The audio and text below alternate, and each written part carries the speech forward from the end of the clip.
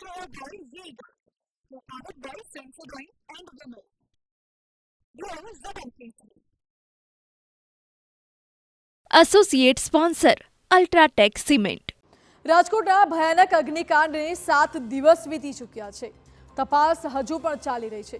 રોજ તપાસમાં નવા એક બાદ એક ઘટસ્ફોટ થઈ રહ્યા છે, ખુલાસાઓ થઈ રહ્યા છે અને ચોંકાવનારી અપડેટ્સ પણ આવી રહી છે. હવે સાગઠિયાનું કાળું સામ્રાજ્ય શું છે તેના વિશે પણ આપણે વાત કરી લઈએ. સાગઠિયાની સંપત્તિ અંગે એસીબી તપાસ કરી રહી છે. એમડી સાગઠિયા, જે 75,000ના પગારદાર સાગઠિયાની જંગી મિલકતોનો પર્દાફાશ થયો છે. પગાર ભલે 75,000 રૂપિયા હોય, પરંતુ મિલકત અઢળક છે, જે આ પગારની અંદર તો ચોક્કસ નથી સમાતી, એ સ્પષ્ટ દેખાય. રાજકોટ, ગોંડલ, વીરપુરમાં સાગઠિયાની કરોડોની મિલકતો છે.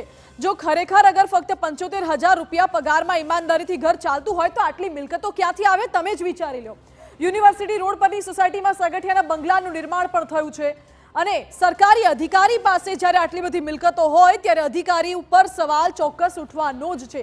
રાજકોટમાં અનેક જગ્યાએ, રાજકોટની આસપાસ પણ અનેક જગ્યાએ મિલકતો છે. મોટો લક્ઝુરિયસ બંગલો છે અને બંગલાનું નિર્માણ પણ કરવામાં આવ્યું છે.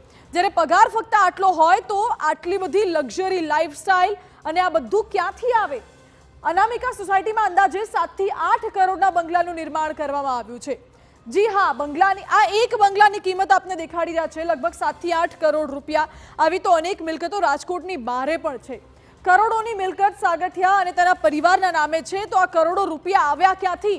શું ભ્રષ્ટાચાર કર્યો છે કે કેમ, તે સવાલ સ્વાભાવિક રીતે ઉઠી રહ્યો છે. શ્રમિકના પુત્રથી લઈને વૈભવી ફાર્મ હાઉસનો માલિક પણ છે એમડી સાગઠિયા.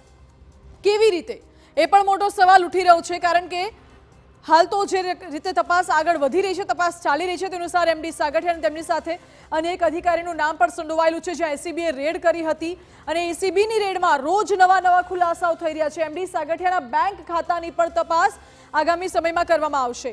હાલ તો પ્રોપર્ટીઝ અને ઘર, બંગલા, તમામ બાબતોનું અત્યારે ચકાસણી ચાલી રહી છે અને આગળ તપાસમાં શું સામે આવે છે તે જોવું રહ્યું. હવે Powered by Sensodyne and Vimal. Grow ZMKC. Associate sponsor UltraTech cement.